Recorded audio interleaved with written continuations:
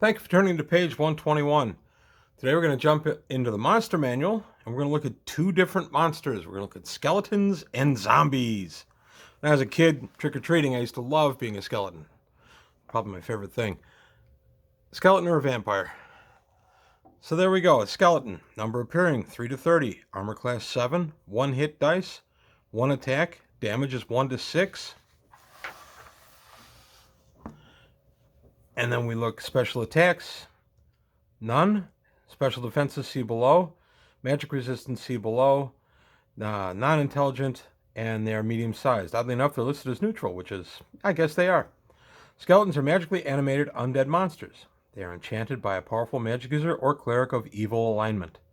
The skeletons perform according to the command of their animator, the command being limited in scope to but a dozen or 2 words. They are found only in burial places or dungeons and similar forsaken places. The skeleton strikes with some form of weapon, but regardless of the weapon type, the damage caused by a hit will be 1 to 6 points of damage. I'll come back to that. Skeletons suffer only 1/2 damage from sharp or edged weapons, such as spears, hammers, or daggers or swords. Blunt weapons, such as clubs, maces, flails, hammers, etc., score normal damage. Fire scores normal damage. Sleep, charm, hold, and cold-based spells do not affect skeletons. Holy water causes 2 to 8 points of damage on a skeleton for each vial that strikes it. Skeletons attack until destroyed. Also, any kind of mind-affecting spells, because they're basically mindless, they wouldn't work on a skeleton either. But they can be turned by a cleric or a paladin of high enough level. As far as the damage caused being 1 to 6, I said I'd come back to that, and I am, because 1 to 6 makes no sense. If it's a longsword, then it should be damage as a longsword, 1 to 8, which is what we do. I realize that they being the authors of the book, are kind of accounting for the stumbling manner of the skeletons, etc. But I still say it's by weapon type, and that's how we've done it at my table forever. Occasionally you spice things up a little bit by throwing in a skeleton who has a magical weapon, +1 or +2 magic weapon. I did one years ago. The group was probably about 7th or 8th level, and I threw in some skeletons, and the cleric of the group wasn't going to be there that night. So I had a perfect opportunity to not have the skeletons get turned, and they went into the attack, and I gave one of the skeletons a Vorpal Sword. I didn't get anybody with that, and the Vorpal Sword, of course, was the award for the night. It was an early award for Vorpal, I grant it. But this was a kind of on-the-fly group.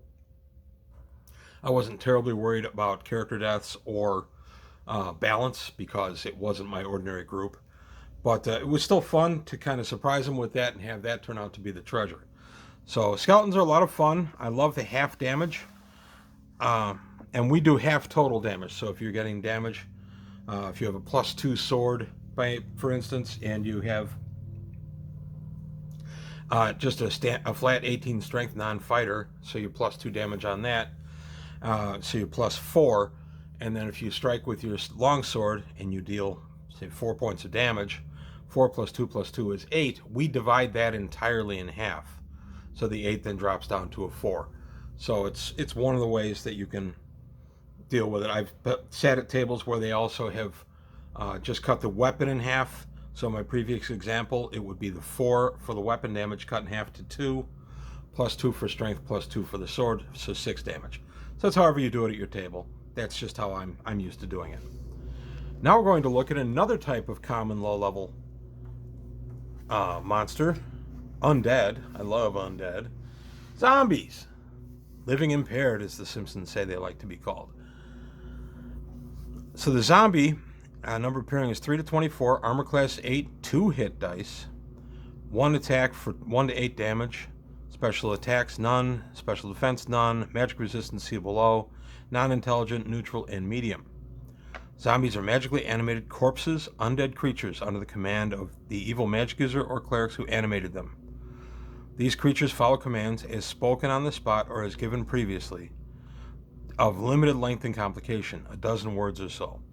Zombies are typically found near graveyards and dungeons and in similar carnal places. Zombies are slow, always striking last, but always doing 1 to 8 points of damage when they hit.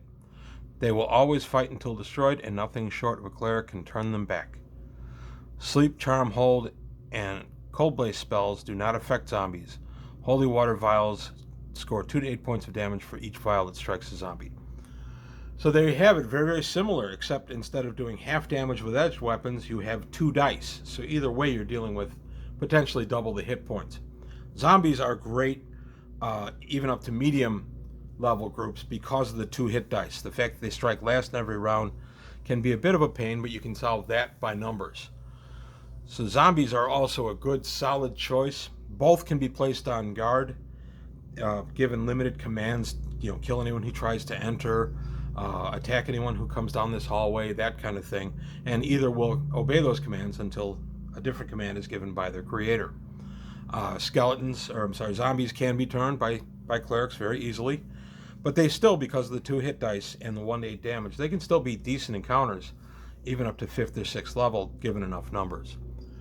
So there you have it, just a quick browse at skeletons and zombies as portrayed in AD&D. I fell in love with skeletons when I first started playing D&D because of the old Ray Harryhausen, Jason and the Argonauts, with the big skeleton fight at the end with the Children of the Hydra's teeth. So I'm sure a lot of people watching are familiar with that film. If you're not, go ahead and look it up. You'll enjoy the fight. Nice stop motion mixed with live action. But that's all I've got for today on page 121. I want to thank you for your time. Thanks for watching.